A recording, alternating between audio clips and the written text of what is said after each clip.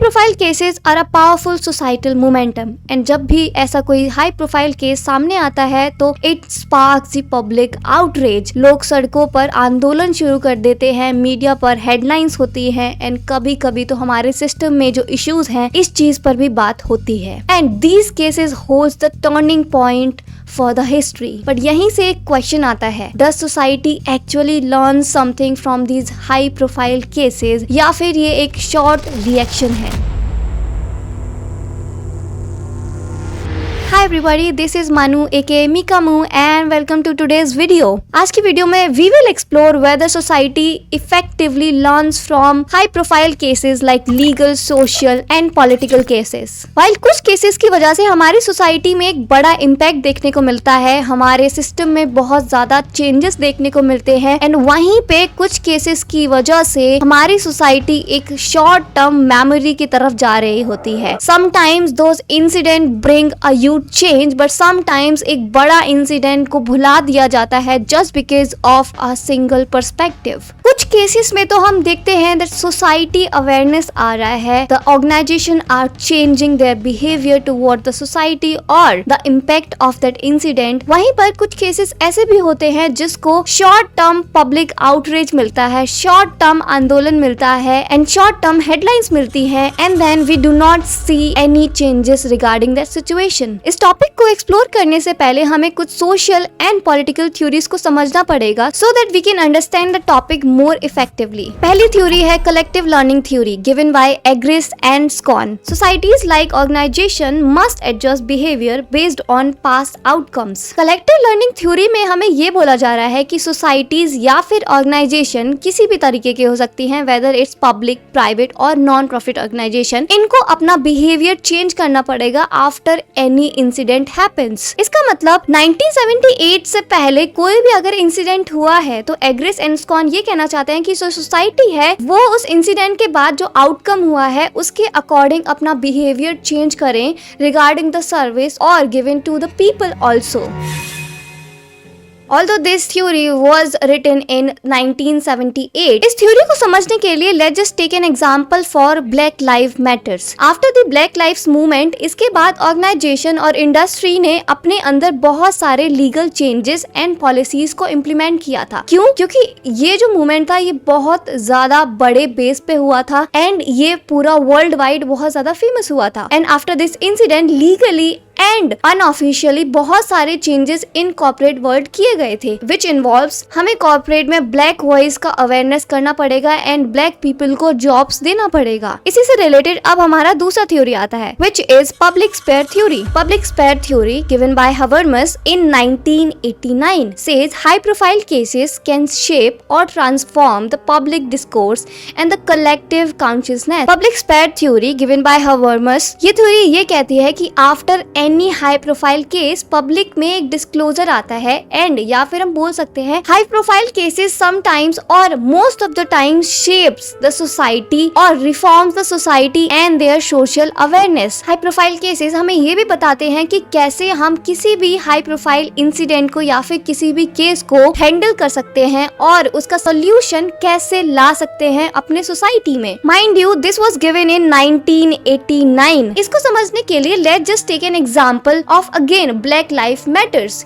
Black life matters movement के बाद society फिर से रिफॉर्म हुआ था। दे गेट टू नो कि कितना ज्यादा ब्लैक पीपल के ऊपर रेसिज्म हो रहा है and it shows reshapes the legal structure, the legal policies regarding black people. Third is agenda setting theory. Agenda setting theory given by McCombs and Shaw in 1972 says the media plays a critical role in prioritizing public issues. Agenda setting theory given by McCombs and Shaw, इसमें ये बताते हैं कि कैसे हमारा जो media है और we can say the important pillar, the fourth pillar of our democracy in India plays a very crucial or important role in making public's opinion and discourse. If we talk about पहले के time पे तब public के पास सिर्फ और सिर्फ एक method होता था to know the public issues या फिर हमारे देश में क्या चल रहा है, and it was through news channels और रिपोर्टिंग्स और the newspapers, basically the news channels. And जो भी न्यूज चैनल लोगों को दिखाते थे या फिर जो भी इन्फो देते थे, उसी तरीके से पब्लिक का ओपिनियन बनता था किसी भी इशू के बारे में। सो इफ वी से कि कभी मीडिया ने कुछ इंसिडेंट के बारे में गलत तरीके से दिखाया, तो वो सिंपली इफेक्ट करेगा पब्लिक के ओपिनियन पे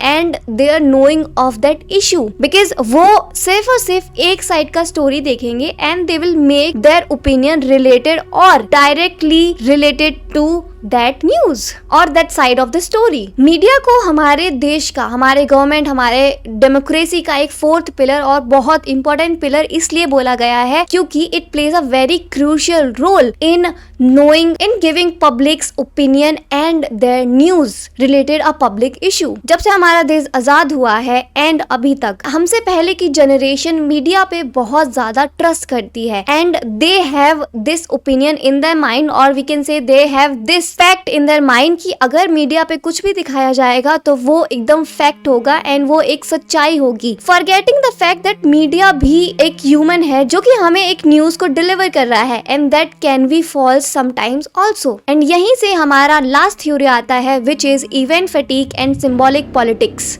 Event fatigue and symbolic politics given by Baumgarten and Jones in 2009 says media oversaturation may desensitize the public while symbolic gestures may replace actual reform। जैसे कि हमने इससे पहले वाले थ्योरी में देखा था कि कैसे मीडिया एक इम्पोर्टेंट रोल प्ले करती है in forming a publics opinion regarding a issue. इस पॉइंट में भी हमें यही बताया जा रहा है कि कैसे जब भी मीडिया किसी भी रिलेटेड इशू को ओवर सैचुरेट कर देती है तो उसकी वजह से पीपल जो है वो उस चीज को सीरियस लेना बंद कर देते हैं। एंड इसका इम्पैक्ट ये भी हो सकता है कि कभी कभी बहुत ज्यादा इंपॉर्टेंट न्यूज या फिर बहुत इंपॉर्टेंट इश्यू जो होता है वो इग्नोर्ड हो जाता है because of the desensitization of public. अब हम आते हैं अपने मेन पार्ट पे बाय टेकिंग सम केसेस जो कि पिछले कुछ ईयर्स में हो चुके हैं एंड उसका इम्पैक्ट क्या हुआ है हमारे सोसाइटी पे। First, tag me too movement. In 2017 एक Hollywood producer named Harvey Weinstein के ऊपर एलिगेशन लगा for abuse and sexual harassment. It was said कि जो उनके को स्टार है उनको अरेस्ट किया गया है एंड गया है बाय प्रोड्यूसर हार्वे वेनस्टीन। एंड इस केस के बाद हार्वे वेनस्टीन को ऑलमोस्ट 23 इयर्स प्रिजनमेंट मिला हुआ था। And after that me too movement को एक ग्लोबली रिकॉग्निशन मिला व्हेन एक ट्विटर यूजर ने ट्वीट किया that if you have experience sexual harassment और abuse in your life, comment down #me2। इस ट्वीट के बाद डिफरेंट कंट्रीज के वुमेन्स ने कमेंट्स करना शुरू किया एंड खुद से ट्वीट करना शुरू किया #me2। एंड उन्होंने अपने साइड की स्टोरी बताई दैट हाउ उनको वर्क कल्चर में डॉक्टर्स ने, थेरेपिस्ट ने और देयर शॉपिंग और पर्सनल एंड प्रोफेशनल लाइफ में कभी ना कभी और अब्यूज का सामना करना पड़ा है। एंड इस इंसिडेंट के बाद ही ओवर 60 कंट्रीज की वुमेन्स एंड लोगों ने प्रोटेस्ट करना स्टार्ट किया against work culture abuse and harassment. मैंने बॉलीवुड एक्ट्रेसेस टोल्ड अस कि कैसे उन्होंने कभी ना कभी अपने वर्क लाइफ कल्चर में या फिर कभी ना कभी अपनी लाइफ में हरेसमेंट एंड का सामना किया है during their acting career. This movement became so viral कि इसकी वजह से बहुत सारे हाई प्रोफाइल प्रोड्यूसर्स, एक्टर्स और हाई प्रोफाइल पर्सनैलिटीज को अकाउंटेबल किया गया उनके एक्शंस की वजह से एंड उनको सजा मिली उनके एक्शंस के लिए। One of the main impact जो इस मूवमेंट के बाद हुआ था विच वॉज कि काफ़ी ज़्यादा लीगल फ्रेमवर्क बनाया गया एंड उसको बहुत ज़्यादा स्ट्रिक्ट किया गया regarding the sexual harassment in working culture. They also made the workplace more safe for the women. बहुत बड़ा limitations ये भी था कि जो high profile people थे उनके पास बहुत ज़्यादा पैसा था and many times what they did is कि जो victim था उसको पैसा देके शांत कर दिया। They did not come out और उन्होंने अपनी problems को सामने नहीं रख पाया because of their threats or the money or any deal that happened between them.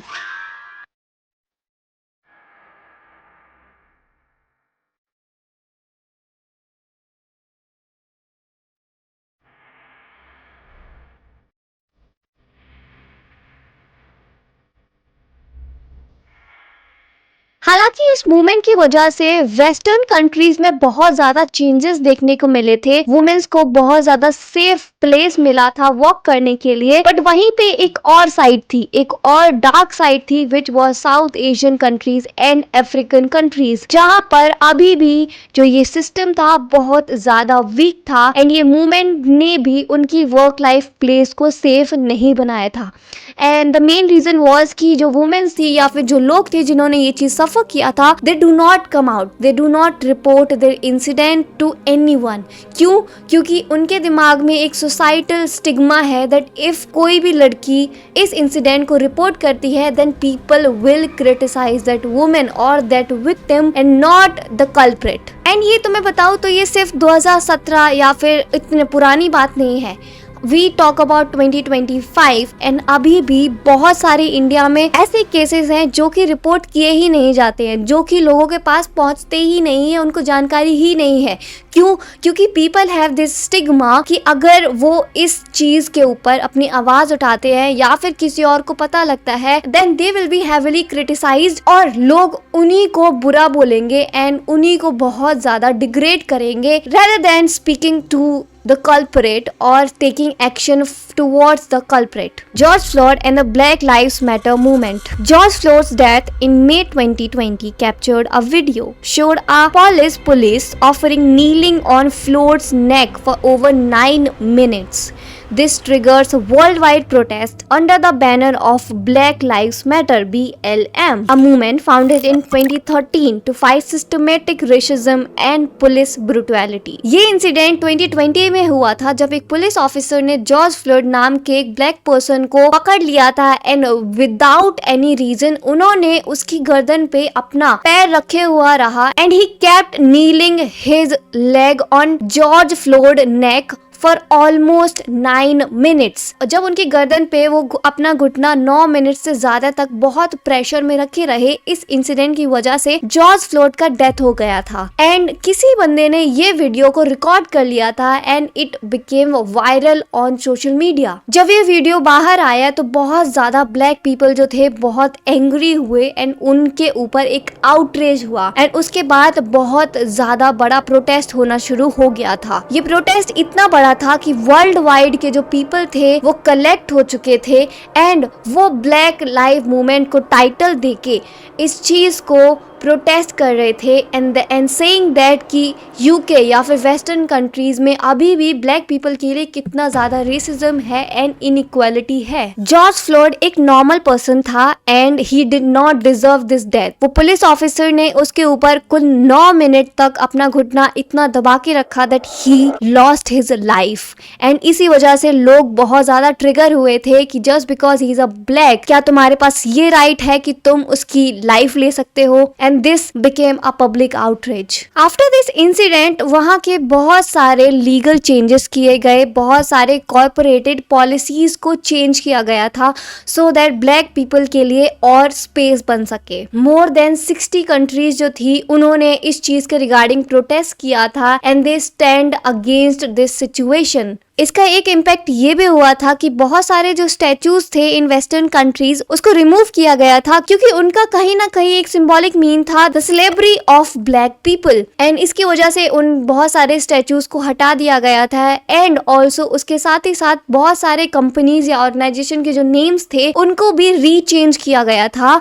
So that it does not trigger the black people. पर अगर तुम्हें ये लग रहा है कि इस इंसिडेंट की वजह से सब कुछ बहुत ज्यादा अच्छा ही अच्छा हुआ है या फिर इससे बहुत ज्यादा चेंजेस हुए हैं तो ऐसा नहीं है। आफ्टर दिस इंसिडेंट इसमें ये भी बोला गया था कि उन पुलिस ऑफिसर्स को सजा मिलनी चाहिए और उनकी सैलरीज कट कर देनी चाहिए, but they did the opposite of this. उन्होंने पुलिस ऑफिसर्स का जो सैलरी था उसको बढ़ा दिया गया एंड इसकी वजह से काफी ज्यादा पॉलिटिकल जो चीजें थी वो बहुत बिगड़ गई and they stand against the black people and in this movement. कहीं कहीं कुछ कुछ कंट्रीज में तो जो रेसिज्म था ब्लैक पीपल के लिए वो और ज्यादा बढ़ गया and they made memes about those people and the death of George Floyd. The Floyd case reforms global awareness of racial inequality.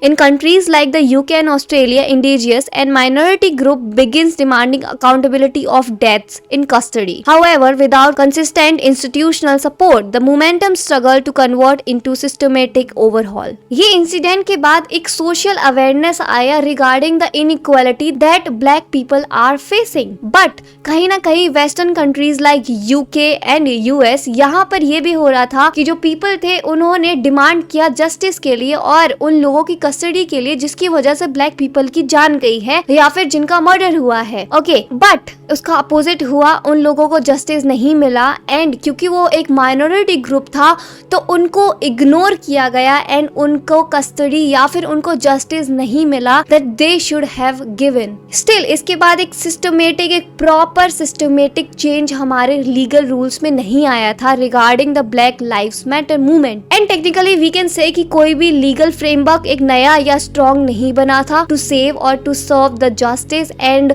जो रेसिज्म था वो भी कम नहीं हुआ था to the people after this incident क्योंकि ये बहुत जल्दी ही भुला दिया गया था। And the last case is the Nirbhaya case happened in Delhi in 2012. On December 16, 2012, a 23-year-old medical student was ganged and brutally assaulted on a Delhi bus. She succumbed to her injuries 2 weeks later. Massive protest erupted across India, forcing the government to act. The Nirbhaya gang case एक ऐसा case जिसकी वजह से पूरा का पूरा India जो था वो हिल गया था। जब लोगों ने इस केस की सिवियरिटी को जाना एंड उन्होंने डिटेल्स जानी कि इस केस में क्या क्या ब्रूटल चीज हुई थी उस लड़की के साथ, तो पूरा का पूरा देश ट्रिगर था एंड पूरे के पूरे देश ने प्रोटेस्ट किया था so that Nirbhaya gets her justice. On December 6, 2012 Nirbhaya एक मेडिकल स्टूडेंट थी जो कि रात को अपने फ्रेंड के साथ घूम कर वापस घर जा रही थी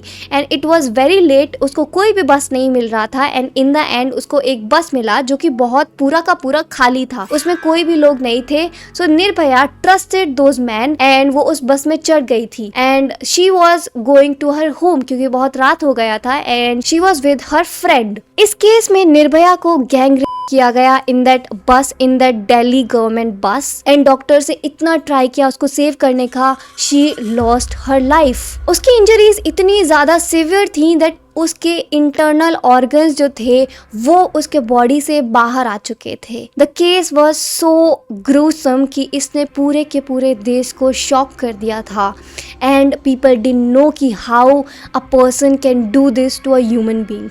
इस केस के बाद बहुत ज़्यादा बड़ी प्रोटेस्ट हुई थी। एवरी सिंगल स्टेट के जो लोग थे उन्होंने प्रोटेस्ट किया कि गवर्नमेंट इसके ऊपर एक एक्शन ले या फिर कुछ तो एक्ट करे जिससे कि निर्भया को जस्टिस मिले। बट वी ऑल नो कि even after that protest Nirbhaya को कितने सालों में उसका जस्टिस मिला। It was almost 5 to 7 years जब उसके पेरेंट्स को निर्भया का जस्टिस मिला था। इन 2013 क्रिमिनल लॉ अमेंडमेंट भी हुआ था एंड उन्होंने लॉज को और ज्यादा स्ट्रिक्ट बनाया था regarding section and abuse.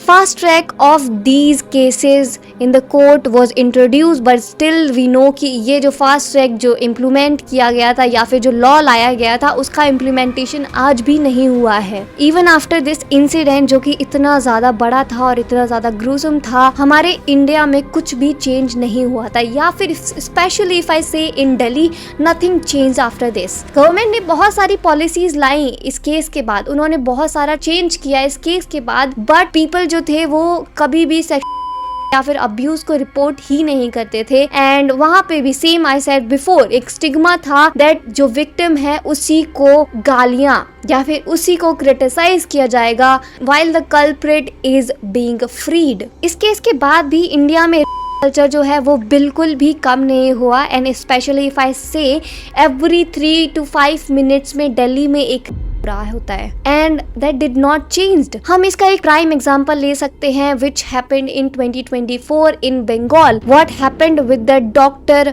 Was exactly same what happened in Nirbhaya's case. इस ग्लोबल या फिर लीगल चेंजेस और गवर्नमेंट पॉलिसीज के बाद भी इंडिया में जो कल्चर है उसमें कोई भी चेंजमेंट नहीं आया, कोई भी अमेंडमेंट नहीं आया और आज तक जो FIRs हैं वो भी बहुत ज़्यादा टाइम तक नहीं लिखी जा सकती है। ड्यूरिंग द वॉर DU के एक कॉलेज के सामने ही the girls found a little girl of 11 years old. She was raped, she was gang and उसको किया गया था, अब्यूज किया गया था बहुत दिनों तक बाय हर नेबर। बट ये न्यूज़ जो थी वो मीडिया में शो नहीं की गई थी, किसी भी न्यूज़ चैनल पे ये वाली न्यूज़ नहीं दिखाई गई थी and people were not aware कि एक छोटी बच्ची के साथ क्या किया गया है। And this is the prime example कि इंडिया में आज भी कल्चर कितना ज़्यादा बड़ा है that people just ignore the fact कि हर 5 मिनट में एक लड़की का है एंड उसको अब्यूज किया जा रहा है। Nirbhaya case transformed Indian urban middle class consciousness, however the rural urban gap in justice deliver